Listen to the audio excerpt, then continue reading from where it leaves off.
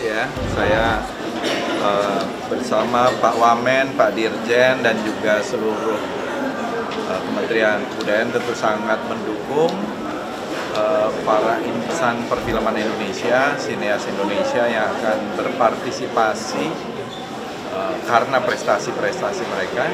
Paling tidak ada 4 film project yang akan mewakili Indonesia dalam Festival Film Cannes, ya, baik sebagai peserta dari main competition, kemudian ada di film market, ada juri, dan juga di beberapa film.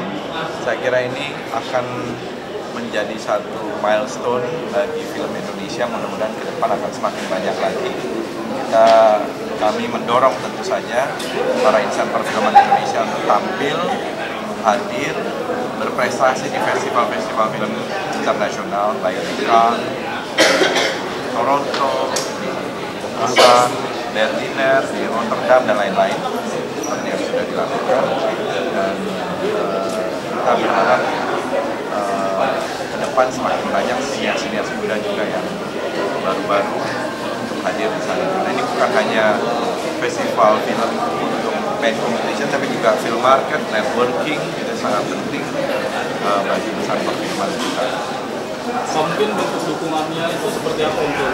Ya, kita mendukung misalnya untuk travel grant, untuk fasilitasi di pavilion, kemudian juga tentu untuk kegiatan Indonesian Night di sana, dan terutama networking. Saya sendiri akan nanti rencana bersama Pak Wamen dan yang lainnya dibagi tugas ya, karena banyak sekali pertemuan-pertemuan dengan lembaga-lembaga dan pemerintah, dengan Kementerian Kebudayaan dari Prancis, dan juga dengan lembaga perfilman Prancis seperti CNC, dan juga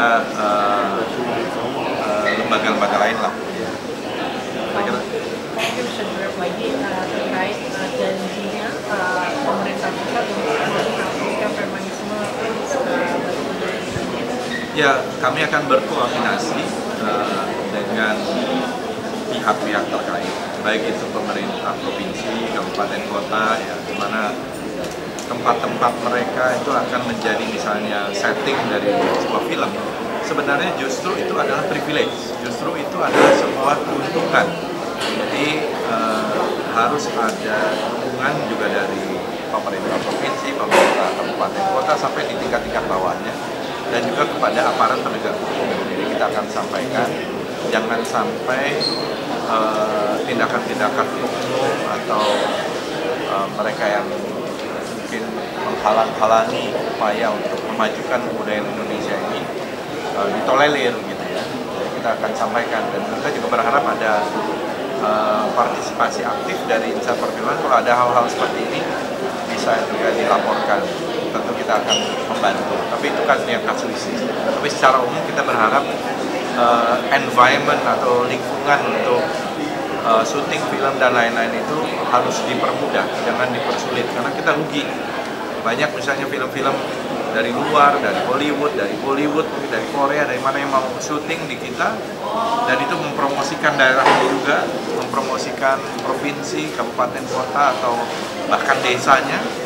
Jadi kesempatan itu bisa hilang hanya gara-gara kesulitan-kesulitan untuk mendapatkan akses dan kemudahan dan kenyamanan. Termasuk konten kreator. Termasuk konten kreator. Saya kira konten kreator itu kan bagian dari upaya juga untuk mempromosikan, ya, apakah itu YouTuber dan lain-lain. Semuanya tentu dengan batas-batas yang baik. Kasih Pak, anggaran yang sudah tidak efisiensi lagi, sudah tidak gimana sih Pak pendapatnya? Kita bisa memanage, tidak ada masalah sejauh ini.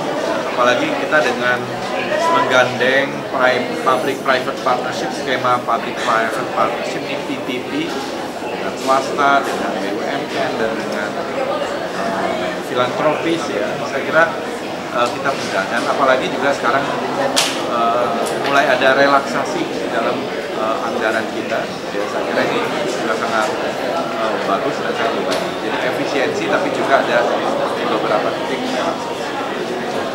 Terima kasih Terima kasih, cukup ya.